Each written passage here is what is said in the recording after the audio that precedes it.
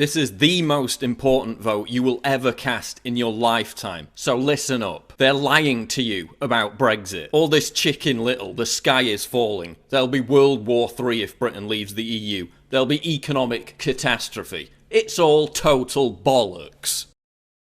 The EU isn't planning to become a federal superstate accountable only to the bureaucrats who profit from it. It already is one. It already has a central bank, a president, a currency, a criminal justice system, a passport, a flag, an anthem. These are all defining characteristics of a nation state. They lecture us all day about nationalism being evil, while trying to build a contrived pan-European nationality. Because it's not about free trade, it's not about peace, it's about obliterating the nation state and replacing it with their own Byzantine United States of Europe and seizing raw power. They lied to us from the start. They claimed it was just going to be a free trade zone. It's already a sprawling empire. And isn't it an amazing coincidence that all the economic, academic, NGO and arts organisations who are fear-mongering about Britain leaving the EU are being bankrolled by the EU. The EU pays organisations to call for the EU to be given more power. The EU then seizes more power,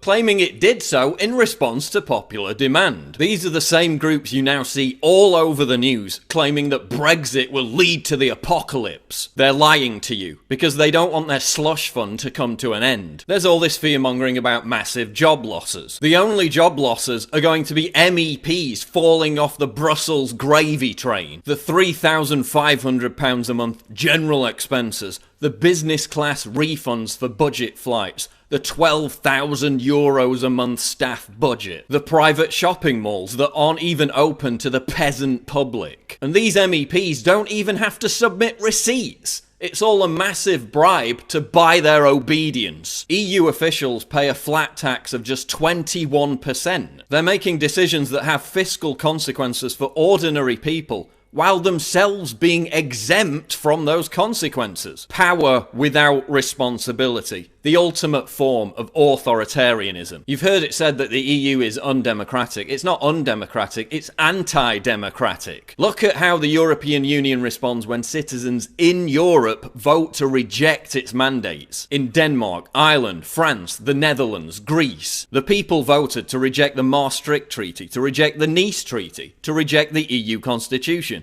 to reject the Lisbon Treaty, to reject the Euro bailout. And every time the EU either made them vote again to get the result they wanted, or simply ignored the vote altogether. Listen to what Jean-Luc Dehaene, the former Belgian Prime Minister, said about a referendum on the EU Constitution. If the answer is no, the vote will probably have to be done again, because it absolutely has to be a yes. Listen to what Jean-Claude Juncker, the current president of the EU Commission, said about the French referendum on the EU Constitution. If it's a yes, we will say on we go. And if it's a no, we will say we continue. This is the same guy who said, quote, when it becomes serious, we have to lie. These people have nothing but contempt for your democratic rights. Look at the Eurozone bailouts. Under Article 125 of the EU's treaty, the bailouts were completely illegal. Under the EU's own rules, they were illegal. When Papandreou called for a referendum on the Greek bailout, he was turfed out and replaced with a Eurocrat. The same thing happened to Berlusconi when he said that the euro had made Italians poorer. He survived a million scandals, but as soon as he defied the EU, he was gone. This is how they treat leaders who, God forbid, value the democratic rights of their own people. Juncker spelled it out when he said, quote, there can be no democratic choice against the European treaties. If the EU were a country applying to join itself, it would be rejected on the grounds of being insufficiently democratic. Look at the EU Commission. It's the EU's government as well as its legislative body. There's no separation whatsoever. Imagine the Obama White House writing a law to ban all guns and then passing it with virtually no input from Congress. That's practically how the EU operates. That's not a democratic institution. That's a tyranny. Why would we want to be part of an institution that's inherently anti-democratic? An institution that seeks to regulate and control every aspect of human behaviour. A complete insult to British common law, which holds that freedoms that are not explicitly prohibited are implicitly allowed. An institution whose Euro judges have declared that their decisions take precedence over national constitutions and parliaments. Do you want to live in a democracy or a technocracy? Do you want to have the power to remove the people that govern you, or be at the whim of bureaucrats who you didn't even elect, being ruled by people whose names you don't even know? Do you recognise this man? No. Do you recognise that man? No. I challenge you to name almost any of them. We sacrificed our democracy, our sovereignty, in return for promises of peace and prosperity. And this is what we got in return.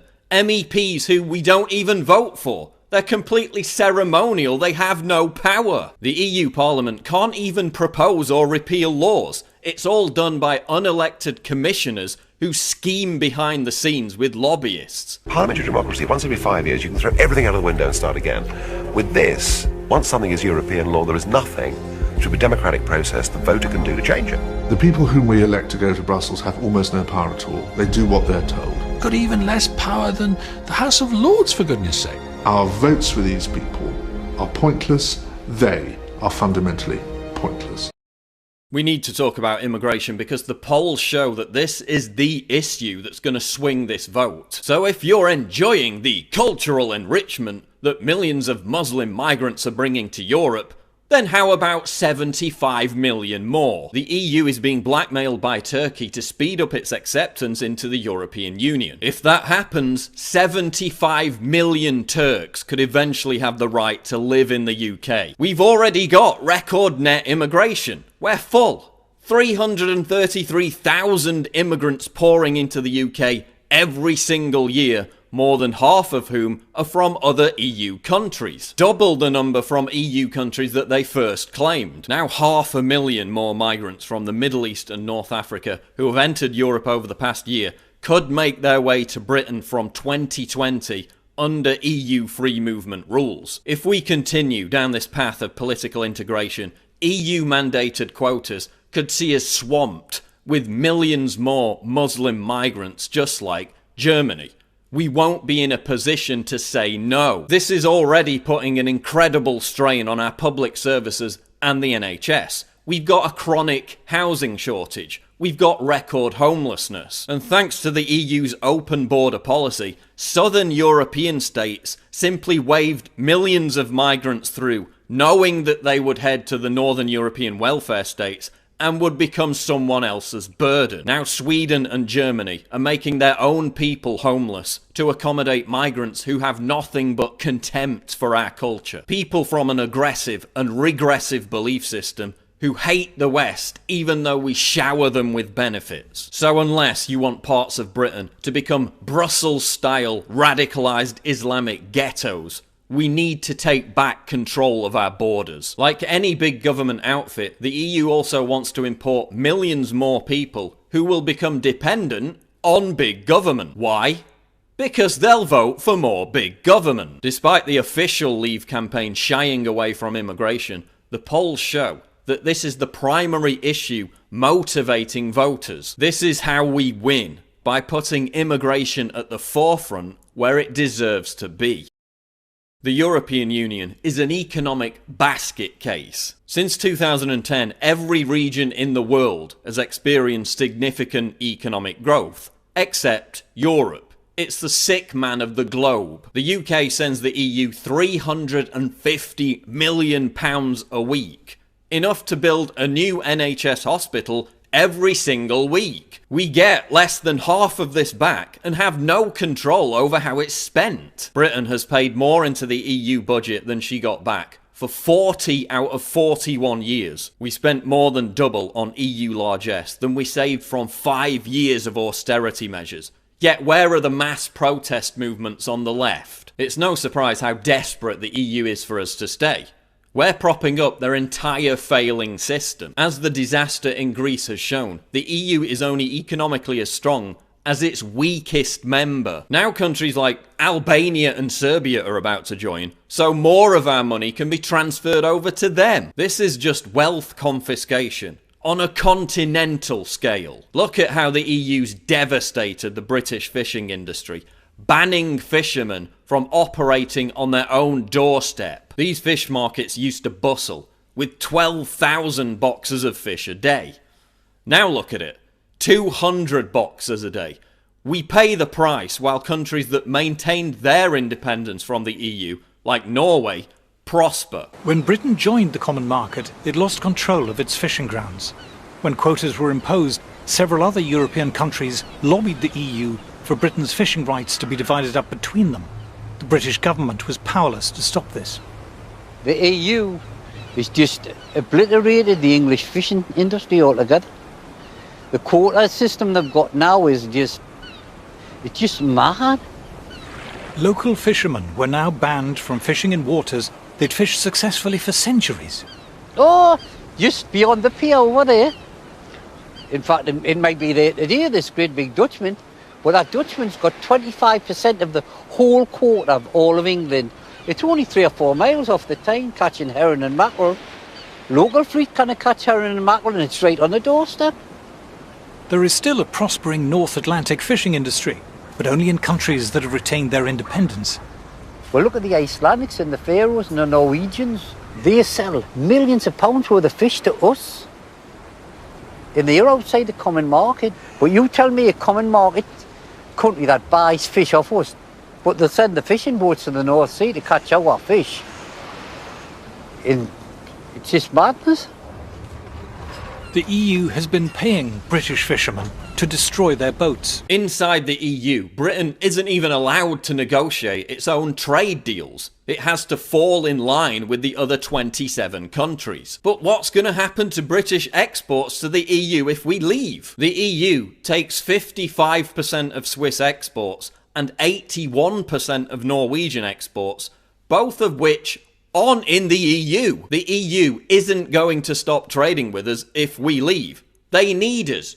We'd be their biggest export market. We'd also be free to sign trade deals with countries that are actually growing economically and not be bound by the EU ball and chain. But aren't we taking a huge leap into the unknown if we leave, claim the Remain camp fearmongers? Really? Well, look at Switzerland, the highest quality of life in the world, 5 times the exports of the UK, one of the lowest unemployment rates in the world, low taxes, few regulations, a GDP twice as high as Britain, the same for wages, direct democracy. The people decide when there's a referendum, not the politicians. Switzerland still trades with the EU, and it doesn't have to apply any of their endless regulations domestically. Whereas Britain has to apply 100% of them. I mean, what's not to like? Switzerland has flourished precisely because it's not in the EU. Why can't we follow their example? Look at Iceland, same story. Look at Guernsey. Its head of state is the Queen. It uses the pound. It has a parliamentary democracy. It has control over its own borders. It has a thriving economy, a high standard of living. Crime is virtually non-existent. Guernsey is not in the European Union. Why can't we follow their example? The EU is so fixated with regulating and controlling our every activity. They're now banning kettles, toasters, hairdryers, and light bulbs if they're not eco-friendly enough. Big corporations love the EU because they can afford to adopt its endless list of onerous regulations. This enables them to strangle their competition, the small and up-and-coming businesses whose growth is hindered by these regulations. Despite the fact that only 6% of their exports go to EU countries, small businesses in the UK have to comply with 100% of EU regulations. A salmon smoker in London had to pay thousands of pounds to comply with EU allergy regulations to say that his product contained fish. Gee, do you think the consumer would already know if they're buying salmon, That it contains fish. Look at how the EU conspired with pharmaceutical companies to ban vitamin supplements. Only Big Pharma could afford to run all the safety tests, even though there was no safety issue in the first place.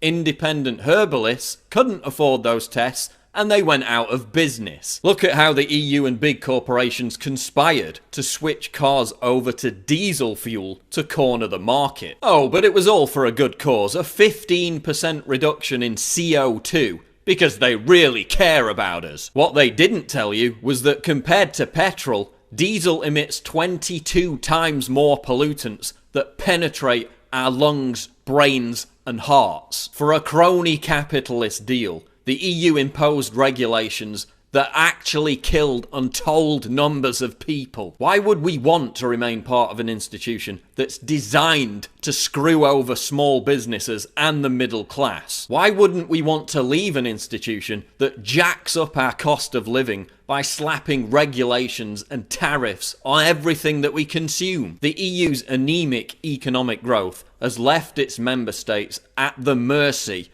of mass uprisings and civil unrest. That's why far-right extremist parties are now soaring in popularity. People are getting more desperate. Mass riots are now becoming more commonplace as a result of the EU's disastrous economic policies. So in what way does staying in the EU make us any safer? The Vote Leave campaign is based on sound arguments, facts, logic, statistics. The Vote Remain campaign is based on fear-mongering and hyperbole. Cameron saying there's going to be a new world war if we leave, relying on people not knowing the difference between the EU and NATO. I mean, what an insult to your intelligence. Cameron saying that the leader of ISIS would support Brexit. I mean, what's next? Is Cameron going to claim that Satan himself is in favour of Britain leaving the EU? This is Project Fear. This proves that their arguments are baseless because all they can appeal to is irrational panic. They're relying on the tyranny of the status quo and people being psychologically averse to change. That's all they've got. They're so desperate. They're sending out instructions to voters, telling them how to tick the Remain box on the ballot. They're sending out referendum polling cards to non-British EU citizens who aren't supposed to be allowed to vote. Oh, but we need to remain in Europe to have an influence, they tell us. Really? Is that why since the late 80s, every time the UK voted against an EU legislative proposal, the UK lost the vote? 70 times. Is that what you call influence? A vote to leave is a vote for the people. It's a vote for small business. It's a vote for lower taxes. It's a vote for cheaper household bills. It's a vote for lower fuel costs. It's a vote for cheaper food prices once we escape the burden of the odious common agricultural policy. It's a vote to free ourselves of these shackles. It's a rejection of the obnoxious elites in Brussels getting fat off their thousands and thousands of pounds of taxpayer-funded expenses. It's a rejection of an institution so authoritarian that it has brazenly rejected the democratic will of the European people time and time again. With general elections, it doesn't really matter who you vote for, Conservative or Labour, because you know that in 4 years' time you can change your mind. This time you can't change your mind. This time is for keeps. This referendum is the most important political act that has happened in my lifetime. This is about our future, our freedom, our democracy, our right to govern ourselves. What really matters is that you should have the power to remove the people who govern you. And the reason why the suffragettes went to all that trouble to get the vote was because they wanted to, they themselves, be treated as grown-ups and decide their own destiny. How on earth does handing over more power and more money every single year to a failing, corrupt institution like the EU make Britain any stronger? In what universe is handing over control of our country to people who we didn't elect, who don't represent us, a good idea? To what problem is the EU a solution for your future, for your children's future, for the future of a free and prosperous Britain? On June 23rd, vote leave.